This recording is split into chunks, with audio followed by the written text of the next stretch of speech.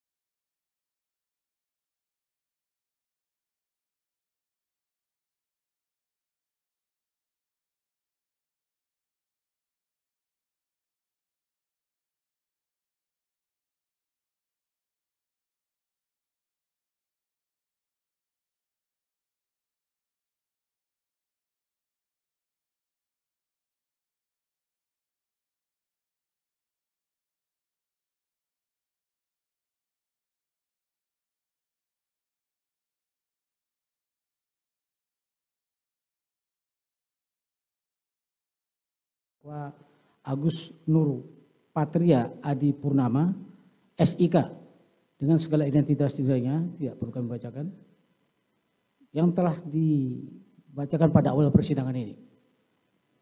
Terdakwa ditahan dalam rumah tahanan negara oleh penyidik sejak tanggal 6 September 2022 sampai dengan sekarang. Terdakwa dalam perkara ini didampingi oleh Dr. Haji Henry Yusudiningrat dan kawan-kawan advokat penasihat hukum pada Laufen Henry Yusudiningrat dan partner beralamat di distrik 8 Prosperity Tower level 5 Sudirman Center Business Distrik Lot 28 Jalan Jenderal Sudirman Kafling 5253 Jakarta 12190 berdasarkan surat kuasa khusus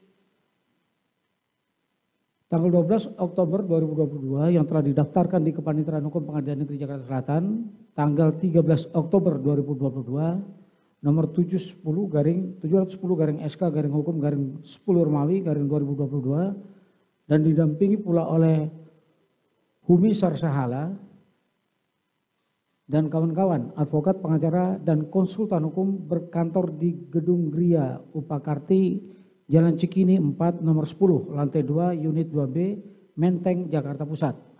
Berdasarkan surat kuasa khusus tanggal 13 Oktober 2022 yang telah didaftarkan di Kementerian Hukum Pengadilan Negeri Jakarta Selatan tanggal 18 Oktober 2022 nomor 723 SK Hukum 22. Setelah membaca penetapan Ketua Pengadilan Negeri Jakarta Selatan nomor 803 Pitsus 2022 Pengadilan Negeri Jakarta Selatan tanggal 10 Oktober 2022 tentang penetapan Majelis Hakim nomor 803 Pitsus 2022 PN Jakarta Selatan tanggal 10 Oktober 2022 tentang penetapan hari sidang.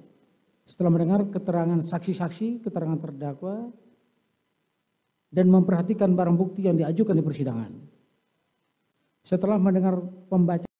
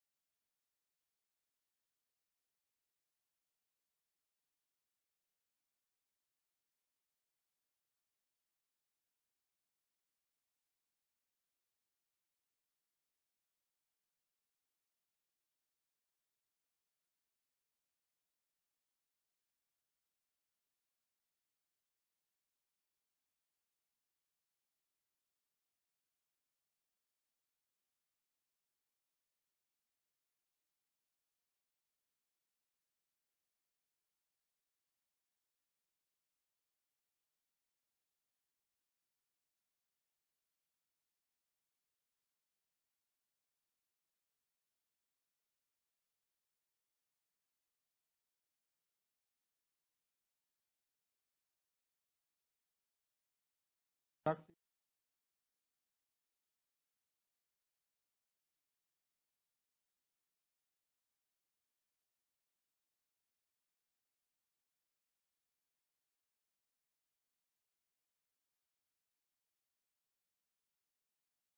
alias Anto, Saksi Chong Jiu Fung alias Afung, Saksi Ridwan Janari, Saksi Rifaisal Samuel SIKMA, Saksi Ridwan Reiki Nelson Soplanit SIKMH, Saksi Dimas Arki Jati Pratama, Saksi Dwi Robiansah, Saksi Arsad Daifa, Saksi Aris Yulianto SH, Saksi Diryanto alias Kodir, Saksi Arianto, Saksi Redita Hernawa SPD, Saksi Dr. Andes Agus Sariful Hidayat SH, Saksi Irfan Widianto SH SIK, Saksi Cuk Putranto SH SIK, Saksi Arif Rahman Arifin SIK MH, Saksi Baikuni Wibowo SIK, Saksi Hendra Kurniawan SIK, Saksi Ferdi Sambo SH SIK MH, Saksi Dr. Andes Seno Soekarto MBA, Ahli Heri Prianto SH, Ahli Dr. Flora Dianti AMD SHMH, Ahli Dwi Senowi Janarko SHMH,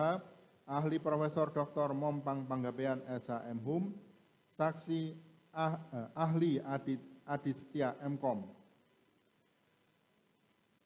Menimbang bahwa di persidangan telah didengar keterangan terdakwa Agus Nur Patria SIK dan telah pula mendengarkan keterangan saksi yang meringankan atau saksi adecas, yaitu saksi I Putu Edi Gita Perdana, saksi Mika Mei Salim, saksi Raditya Adiasa, saksi Agung Pratama Marta, saksi Mario Herlambang Santoso. Menimbang bahwa telah pula didengarkan keterangan ahli yang oleh terdakwa atas nama ahli Profesor Dr. Agus Surono SHMH, Ahli Profesor Dr. Andika Duta Bahari SPD MHUM, Ahli Dr. Frans Asisi Datang SS MHUM, Saksi Ahli Robintan Sulaiman SHMH MAMM CLA, Ahli Silverius Suharso SEMM MPSI, Ahli Dr. Margarito Kamis SHMHUM, Ahli Dr.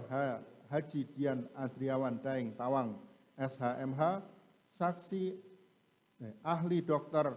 Eva Ahyani Zulfa SHMH, Ahli Andi Widiatno SH Eskom MH, di mana keterangan saksi masing-masing saksi tersebut selengkapnya tercantum dalam berita acara persidangan perkara ini dan tercantum pula di dalam putusan perkara ini. Namun pada persidangan pada hari ini dianggap telah dibacakan, namun tetap menjadi satu kesatuan tak terpisahkan dari putusan yang diucapkan pada hari ini. Menimbang bahwa di persidangan penuntut umum telah diperlihatkan barang bukti berupa barang bukti yang telah diajukan oleh terdakwa, mana terlampir dalam putusan ini. Menimbang bahwa berdasarkan keterangan saksi-saksi dan keterangan terdakwa yang dihubungkan dengan barang bukti diperoleh fakta hukum yang menjadi dasar bagi majelis hakim untuk menentukan apakah terdakwa dapat dikualifikasikan melalui perbuatan pidana sebagaimana dakwaan penuntut umum. Menimbang bahwa untuk menentukan seseorang bersalah melakukan tindak pidana haruslah dibuktikan terlebih dahulu sebagaimana dakwaan penuntut umum. Menimbang bahwa untuk menentukan seseorang bersalah melakukan tindak pidana haruslah dibuktikan terlebih dahulu keseluruhan unsur-unsur pasal yang didakwakan penuntut umum terhadap diri terdakwa. Menimbang bahwa terdakwa telah didakwa penuntut umum dengan dakwaan yang berbentuk kombinasi, yaitu gabungan antara dakwaan subsidiaritas dengan dakwaan alternatif. Untuk itu majelis hakim akan mempertimbangkan dakwaan alternatif pertama primer dan selanjutnya akan dipertimbangkan dakwaan alternatif pertama subsidiar dan seterusnya manakala dakwaan alternatif pertama primer tidak terbukti. Menimbang bahwa berdasarkan pertimbangan di atas maka terdakwa didakwa dengan dakwaan primer telah didakwa melanggar pasal 49, pasal Jungto pasal 33, Undang-Undang Nomor 19 Tahun 2016 tentang perubahan atas Undang-Undang Nomor 1 Tahun 2008 tentang Informasi dan Transaksi Elektronik, Jungto pasal 55 ayat 1 ke 1 KUH Pidana, yang unsur-unsurnya adalah sebagai berikut. 1. Setiap orang. 2. Dengan sengaja dan tanpa hak atau melawan hukum. 3. Melakukan tindakan apapun yang berakibat terganggunya sistem elektronik dan atau mengakibatkan sistem elektronik menjadi tidak bekerja sebagaimana mestinya. 4. Mereka yang melakukan, menyuruh lakukan, dan yang turut serta melakukan. Unsur setiap orang. Menimbang bahwa dimaksud setiap orang adalah orang atau siapa saja yang menjadi subjek hukum pidana yang melakukan suatu tindak pidana dan diancam pidana dan kepadanya dapat dimintai pertanggungjawaban pidana sebagai akibat dari perbuatannya. Yang dalam perkara ini dihadapkan seorang terdakwa bernama Agus Nur Patria Adi Purnama SIK, yang kebenaran identitasnya telah diperiksa dan sesuai dengan yang tersebut dalam surat dakwaan penuntut umum, dan selama proses persidangan terdakwa adalah orang yang sehat jasmani maupun rohani, sehingga selaku subjek hukum terdakwa dipandang mampu mempertanggungjawabkan segala perbuatannya. Menimbang bahwa dengan demikian unsur kesatu setiap orang telah terpenuhi. Unsur dengan sengaja dan tanpa hak atau melawan hukum. Menimbang bahwa suatu kesengajaan tentunya berhubungan dengan sikap batin seseorang yang didakwa melakukan suatu tindak pidana dan majelis hakim menyadari tidaklah mudah untuk menentukan sikap batin seseorang atau membuktikan adanya unsur kesengajaan dalam perbuatan seseorang yang didakwa melakukan suatu tindak pidana, atau ringkasnya adalah hal yang sulit untuk menentukan apakah kesengajaan itu benar-benar ada pada diri si pelaku. Lebih-lebih bagaimanakah keadaan batinnya pada waktu orang tersebut melakukan tindak pidana. Oleh karena itulah sikap batinnya tersebut harus disimpulkan dari keadaan lahir yang tampak dari luar. Dengan cara majelis hakim harus mengobjektifkan adanya unsur kesengajaan tersebut dengan berpedoman pada teori ilmu pengetahuan hukum untuk sampai pada suatu kesimpulan apakah perbuatan terdakwa merupakan suatu sebab ataukah akibat dari suatu peristiwa pidana yang mesti dialaminya. Menimbang bahwa menurut memori Van Toelifting, yang dimaksud dengan sengaja atau offset adalah willen and weten, dalam artian pembuat harus menghendaki atau willen melakukan perbuatan tersebut dan juga harus mengerti atau weten akan akibat daripada perbuatan itu. Menimbang bahwa kitab undang-undang hukum pidana merumuskan sifat melawan hukum sebagai perbuatan tanpa hak, tanpa izin, dengan melampaui wewenangnya atau tanpa menghiraukan ketentuan-ketentuan dalam peraturan hukum, dengan kata lain tanpa hak adalah identik dengan melawan hukum. Menimbang bahwa baik di dalam jurisprudensi maupun pendapat ahli disebutkan yang dimaksud dengan pengertian melawan hukum adalah setiap perbuatan ataupun tidak berbuat yang melanggar hak subjektif orang lain atau bertentangan dengan kewajiban hukum diri si pelaku atau bertentangan dengan tata susila atau bertentangan dengan asas kepatutan, ketelitian, dan sikap hati-hati yang seharusnya dimiliki seseorang dalam pergaulan dengan sesama warga masyarakat atau terhadap harta benda orang lain. Menimbang bahwa terhadap pengertian dengan sengaja tersebut di atas, ahli Dr. Effendi Saragi SHMH dan Dr. Flora Dianti AMD SHMH yang diajukan penuntut umum maupun ahli Profesor Agus Surono SHMH dan Dr. Haji Dian Adriawan Daeng Tawang yang diajukan oleh penasihat hukum terdakwa. Sependapat bahwa dengan sengaja diartikan bahwa si pelaku menghendaki atau willen perbuatan yang dilakukannya dan mengetahui atau weten akibat dari perbuatan tersebut. Menimbang bahwa adapun tanpa hak dan melawan hukum menurut Margarito Kamis adalah apabila seseorang melakukan perbuatan sudah sesuai dengan kewenangan dan jabatan yang dipegangnya, maka tidak termasuk dalam kategori tanpa hak. Pendapat mana sejalan dengan pengertian tanpa hak yang dirumuskan dalam KUHP di atas, yang menyebutkan tanpa hak adalah perbuatan yang melampaui batas kewenangannya. Menimbang bahwa saksi Ferdi Sambo, Hendra Kurniawan, Ari Cahyanugraha, Irfan Widianto, Cuk Putranto, Baikuni Wibowo, Ridwan Soplanit dalam keterangannya menyatakan bahwa pada tanggal 8 Juli 2022, saksi Ferdi Sambo memerintahkan saksi Hendra Kurniawan untuk mengecek dan mengamankan CCTV di sekitar Kompleks Polri Duren 3. Perintah mana langsung ditujukan Hendra Kurniawan kepada Ari Cahya. Bahwa keesokan harinya pada tanggal 9 Juli 2022, saksi Hendra Kurniawan yang saat itu berada di Kompleks Polri Duren 3 bersama terdakwa menghubungi saksi Ari Cahya yang saat itu sedang berada di Bali. Pada saat saksi Hendra Kurniawan terhubung pembicaraannya dengan saksi Ari Cahya melalui telepon terdakwa. Saksi Hendra Kurniawan menanyakan perintah Verdi Sambo tentang cek dan amankan CCTV, sekaligus memerintahkan untuk melakukan screening berapa banyak CCTV di kompleks Duren 3. Perintah mana? Dijawab saksi Ari Cahya dengan memerintahkan saksi Irfan Widianto untuk menghadap terdakwa di kompleks Polri Duren 3. Bahwa atas perintah saksi Ari Cahya sekitar pukul 15.00 WIB, saksi Irfan datang di kompleks Duren 3 dan menghubungi terdakwa. Mereka kemudian bertemu di pertigaan dekat lapangan basket dan diberitahukan oleh terdakwa DVR dalam pos satpam dan CCTV di depan rumah saksi Ridwan Soplanit untuk dicek dan amankan.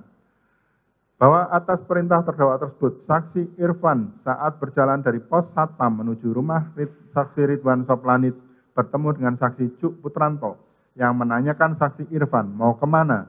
Dijawab oleh saksi Irfan mau mengamankan CCTV, yang kemudian dijawab oleh saksi Cuk Putranto, nanti kalau sudah selesai serahkan kepada saya, maksudnya saksi Cuk Putranto. Bahwa dengan bantuan saksi Afung, DVR CCTV yang berada di dalam pos satpam diambil dan diganti dengan yang baru. Kemudian saksi Irfan Widianto meminta DVR CCTV milik saksi Ridwan Soplanit yang rumahnya bersebelahan dengan rumah dinas Verdi Sambo, sehingga 3 unit DVR CCTV tersebut dibungkus dan dimasukkan ke dalam plastik hitam untuk diserahkan pada saksi Cuk Putranto melalui saksi Arianto. Menimbang bahwa dari rangkaian penggantian DVR CCTV tersebut di atas menimbulkan 3 persoalan dari para saksi dan saksi Hendra Kurniawan, yaitu 1. Saksi Verdi Sambo, saksi Hendra Kurniawan, dan terdakwa menyatakan bahwa mereka tidak memerintahkan untuk mengganti DVR CCTV, melainkan untuk cek dan amankan. 2. Saksi Irfan menyatakan perintah terdakwa adalah untuk mengganti DVR CCTV. 3. Saksi Cuk Putranto tidak mengetahui apa yang diperintahkan kepada Irfan, namun berinisiatif meminta DVR CCTV apabila sudah selesai diambil oleh saksi Irfan.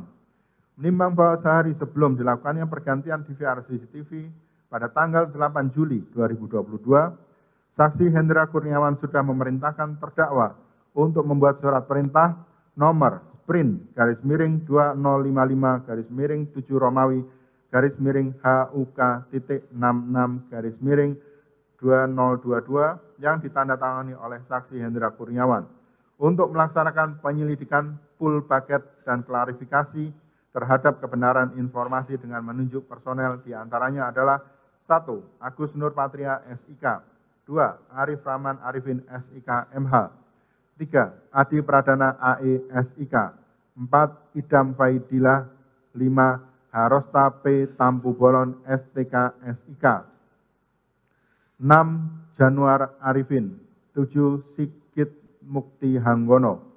Bahwa terhadap surat perintah tersebut, saksi Januar telah menyerahkan surat atau dokumen atau barang kepada penyidik Polres Metro Jakarta Selatan pada tanggal 9 Juli 2022.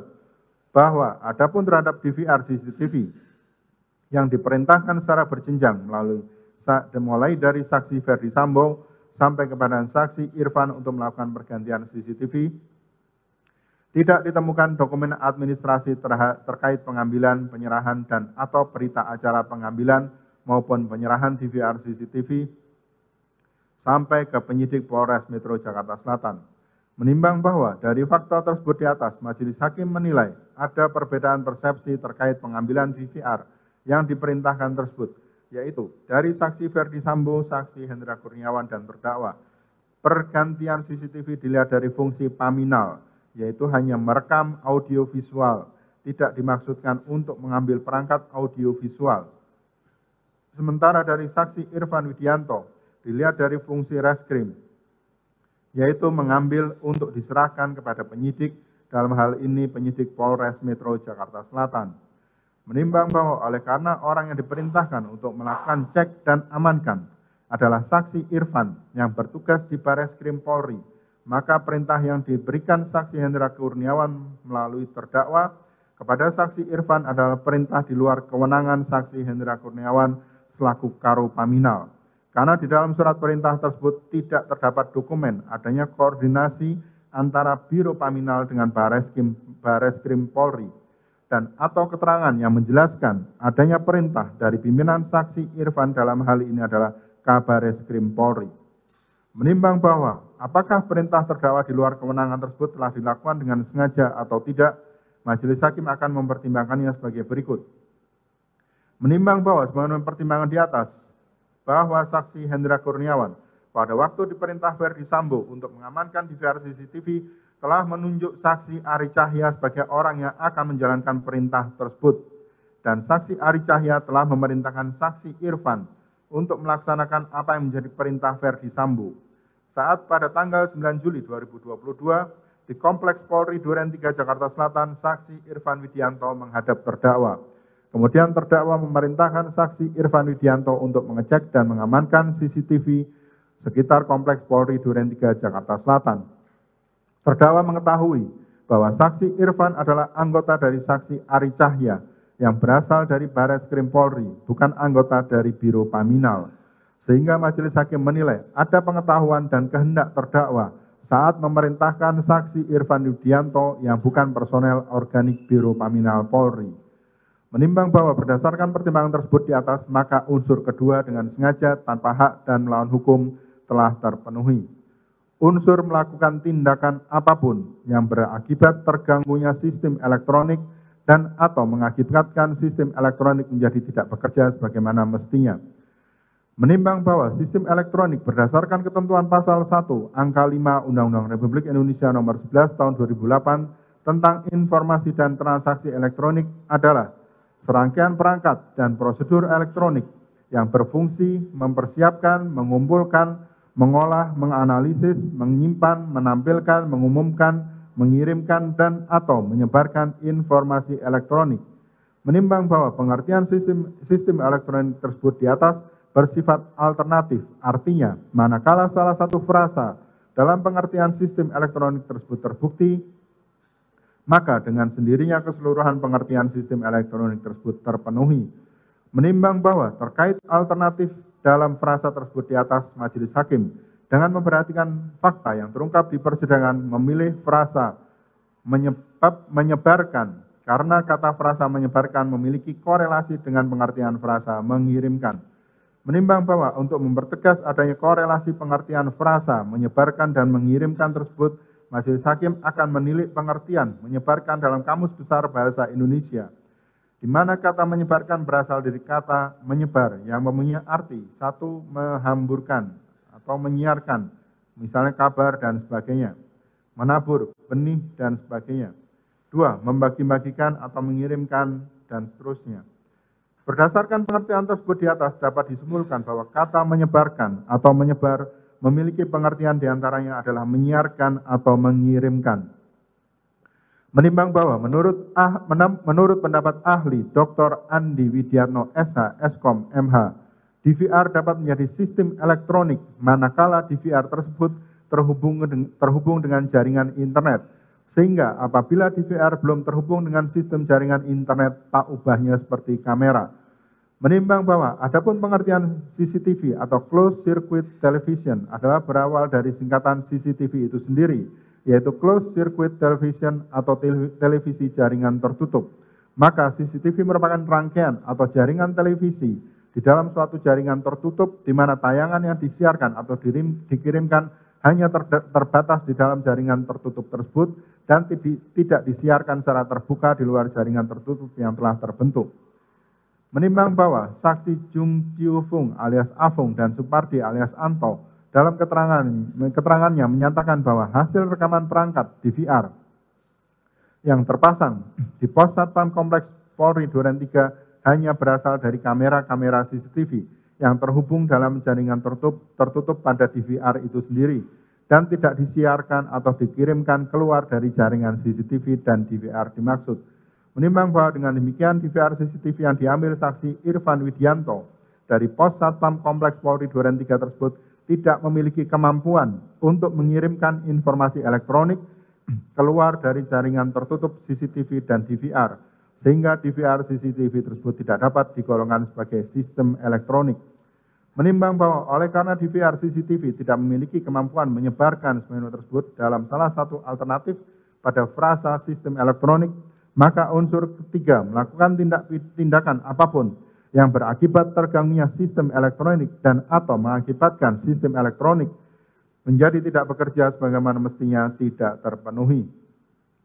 Menimbang bahwa oleh karena salah satu unsur tidak terpenuhi, maka terdakwa tidak terbukti melakukan tindak pidana dalam dakwaan pertama primer, dan oleh karenanya terdakwa harus dibebaskan dari dakwaan pertama primer tersebut.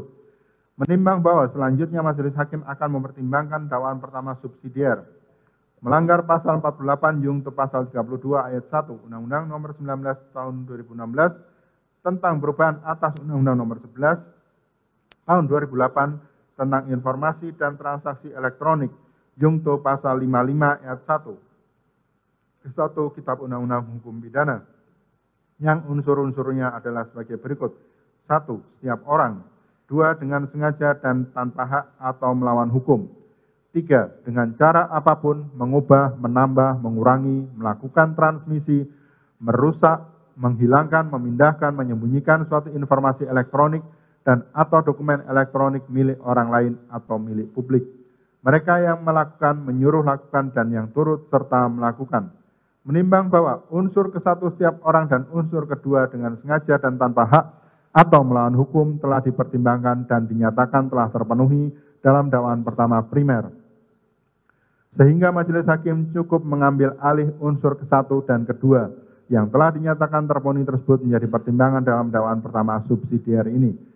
Menimbang bahwa selanjutnya majelis hakim akan mempertimbangkan unsur ketiga dengan cara apapun, mengubah, menambah, mengurangi, melakukan transmisi, merusak, menghilangkan, memindahkan, menyembunyikan suatu informasi elektronik dan atau dokumen elektronik milik orang lain atau milik publik. Menimbang bahwa informasi elektronik berdasarkan ketentuan pasal 1 angka 5 Undang-Undang Republik Indonesia nomor 11 tahun 2008 tentang informasi dan transaksi elektronik adalah satu atau sekumpulan data elektronik termasuk tetapi tidak terbatas pada tulisan, suara, gambar, peta, rancangan, foto, elektronik data interchange atau EDI, surat elektronik atau elektronik mail, telegram, telex, telekopi, dan atau sejenisnya. Huruf, tanda, angka, kode akses, simbol, atau perforasi yang telah diolah yang memiliki arti atau dapat dipahami oleh orang yang mampu memahaminya. Menimbang bahwa pengertian informasi elektronik tersebut di atas bersifat alternatif, artinya manakala salah satu frasa dalam pengertian informasi elektronik tersebut terbukti, maka dengan sendirinya keseluruhan pengertian informasi elektronik tersebut terpenuhi. Menimbang bahwa terkait alternatif dalam frasa tersebut di atas, majelis hakim dengan mempertimbangkan fakta yang terungkap di persidangan terkait DVR CCTV yang berisikan tentang video rekaman, maka dipilih frasa gambar dari CCTV, frasa gambar dari informasi elektronik tersebut di atas. Menimbang bahwa video menurut Kamus Besar Bahasa Indonesia adalah bagian yang memancarkan gambar pada pesawat televisi. 2. Rekaman gambar hidup atau program televisi untuk ditayangkan lewat pesawat televisi. Menimbang bahwa berdasarkan pada ketentuan pasal 1 angka 5 Undang-Undang Republik Indonesia nomor 11 tahun 2008 tentang informasi dan transaksi elektronik dan pengertian video menurut Kamus Besar Bahasa Indonesia di atas, majelis hakim menilai dan berpendapat bahwa video adalah tampilan visual yang merupakan hasil olahan secara elektronik terhadap rekaman rangkaian gambar, sehingga tampilan di dalam rangkaian gambar tersebut tampak bergerak menjadi gambar hidup. Dan karena perkembangan teknologi, maka proses pengolahan rangkaian gambar tersebut dapat dilakukan secara analog atau secara digital.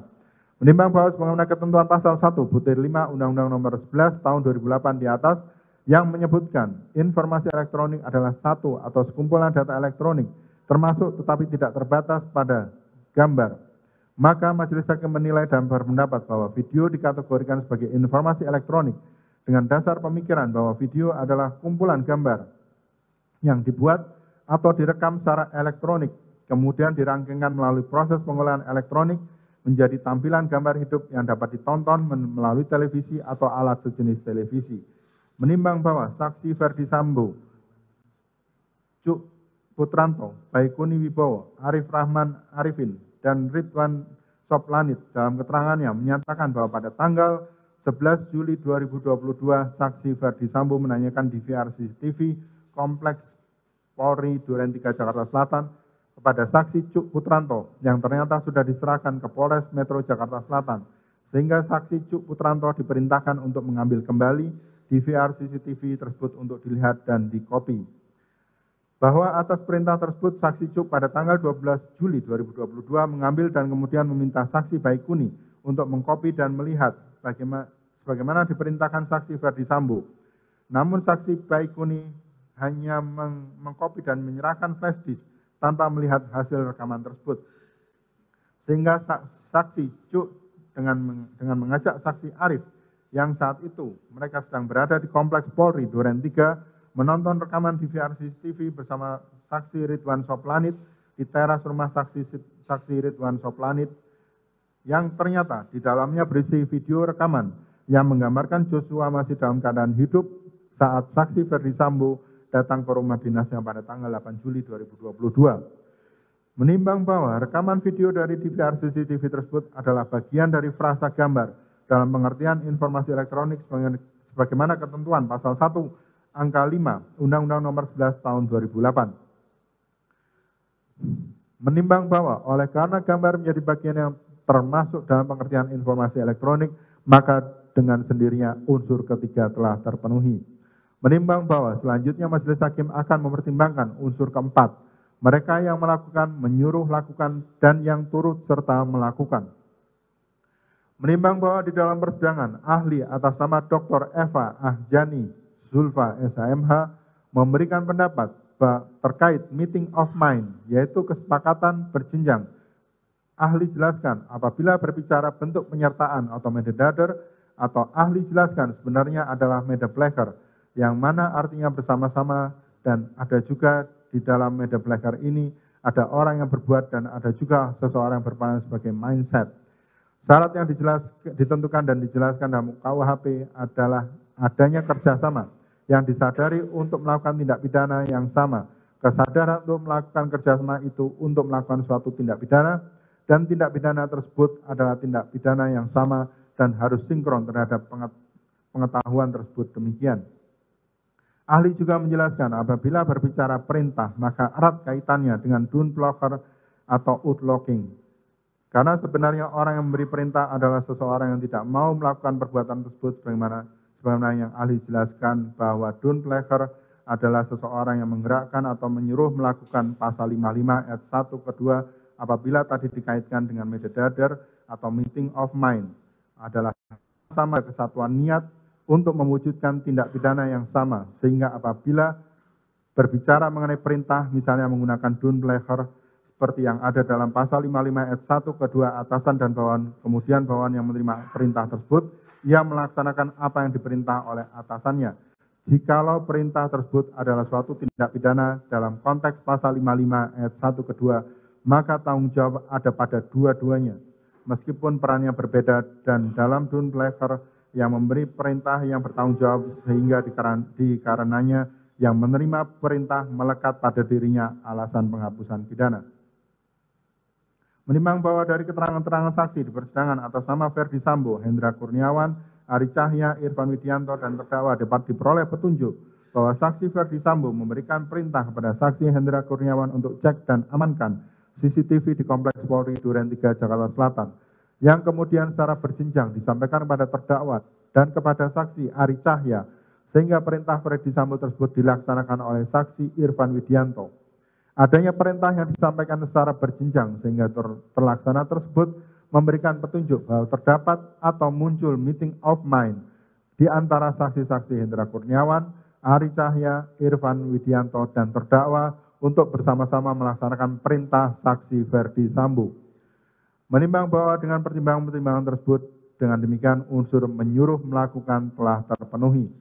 Menimbang bahwa oleh karena keseluruhan unsur tindak pidana yang terdapat di dalam dakwaan pertama subsidiar telah terpenuhi, maka dengan demikian majelis hakim berpendapat bahwa dengan demikian terdakwa haruslah dinyatakan telah terbukti secara sah dan meyakinkan bersalah melakukan tindak pidana dengan sengaja dan melawan hukum dengan cara apapun, memindahkan suatu informasi elektronik milik publik yang dilakukan secara bersama-sama. Menimbang bahwa oleh karena terdakwa telah dinyatakan terbukti bersalah, maka sudah sepatutnya terdakwa dijatuhi pidana yang setimpal dengan kesalahannya tersebut. Menimbang bahwa majelis hakim merasa perlu untuk mempertimbangkan hal-hal berikut di dalam sebelum memutuskan besaran pemidanaan yang dijatuhkan terhadap diri terdakwa.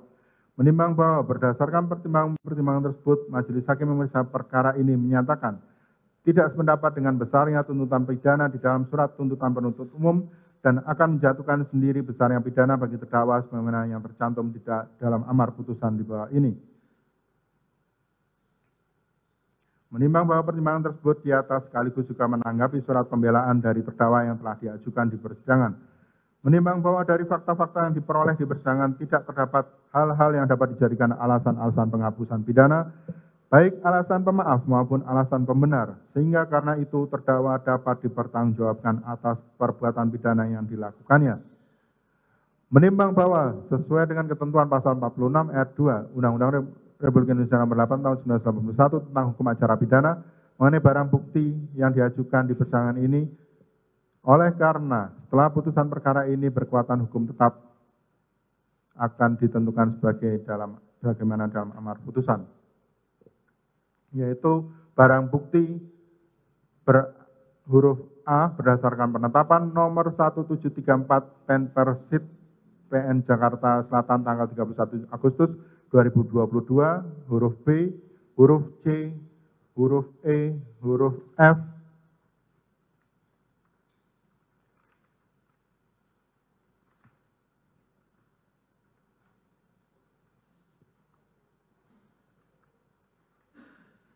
dan sampai dengan poin angka 49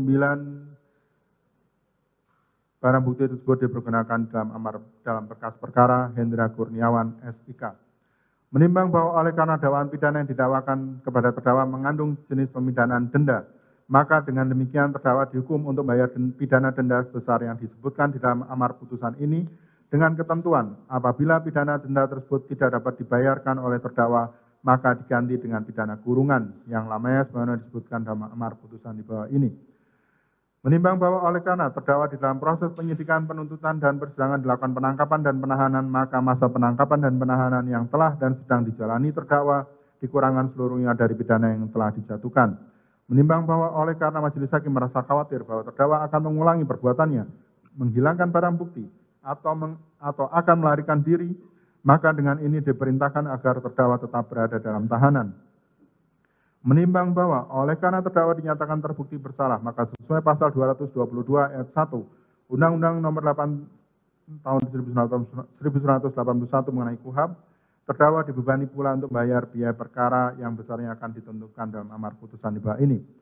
Menimbang bahwa sebelum majelis hakim menjatuhkan pidana terlebih dahulu dipertimbangkan hal-hal yang memberatkan dan meringankan dari diri terdakwa sebagai berikut.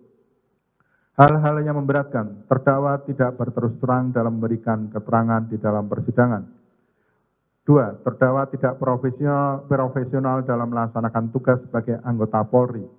Hal-hal yang meringankan, terdakwa belum pernah dipidana, terdakwa masih memiliki tanggungan keluarga. Menimbang bahwa berdasarkan pertimbangan-pertimbangan tersebut di atas, maka pidana yang dijatuhkan bagi terdakwa di bawah ini dipandang telah cukup memenuhi rasa keadilan dan setimpal dengan kadar perbuatan terdakwa. Mengingat dan memperhatikan pasal 48 Jungto pasal 32 Undang-Undang Republik Indonesia Nomor 19 Tahun 2016 tentang perubahan atas Undang-Undang Nomor 11 Tahun 2008 tentang informasi dan transaksi elektronik Jungto pasal 55 ayat 1 ke 1 Kitab Undang-Undang Hukum Pidana, Undang-Undang Republik Indonesia Nomor 8 Tahun 1981 tentang hukum acara pidana dan peraturan perundang-undangan lainnya yang berkaitan dengan perkara ini.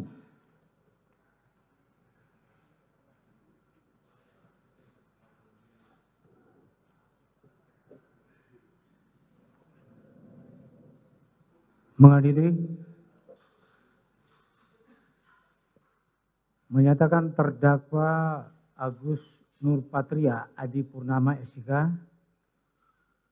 tidak terbukti secara sah dan meyakinkan bersalah melakukan tindak pidana dalam dakwaan pertama primer, membebaskan terdakwa Agus Nupatria Adi Purnama SIK MH.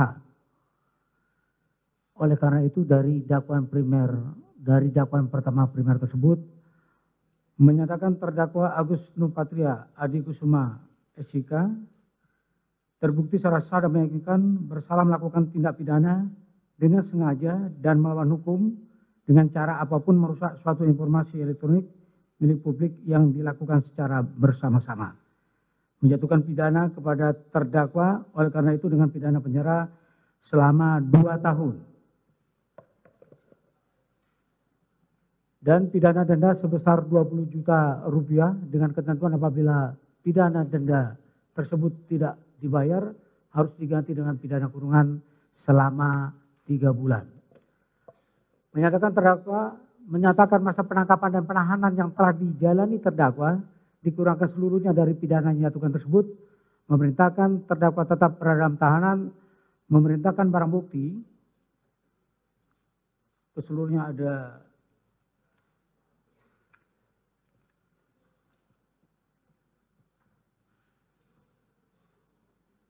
67 item tetap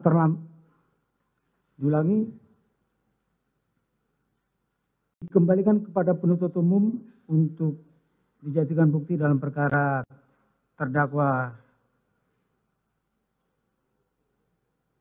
Hendra Kurniawan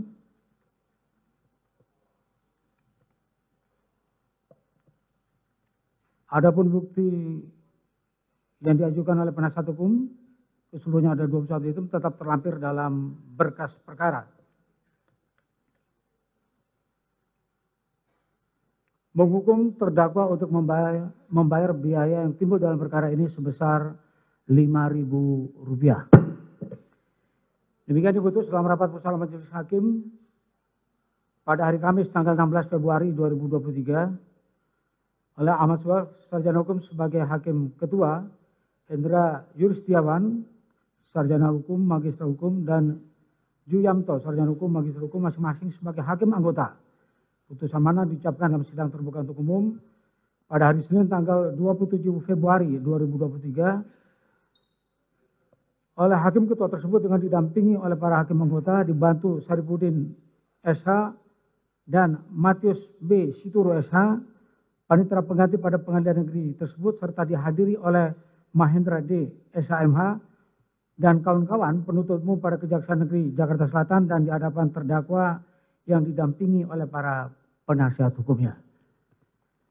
Baik, demikian telah kami bacakan putusan terhadap saudara. Ya, terhadap putusan ini ada hak saudara untuk terima atau tidak terima, kemudian menyatakan banding atau berpikir terlebih dahulu selama 7 hari untuk menentukan apakah saudara terima atau tidak terima. Berpikir dulu, begitu ya. Penuntut umum? Ya. Baik, dengan dibacakannya putusan ini, maka perkara ini berakhir karena diputus, sidang dinyatakan selesai dan ditutup.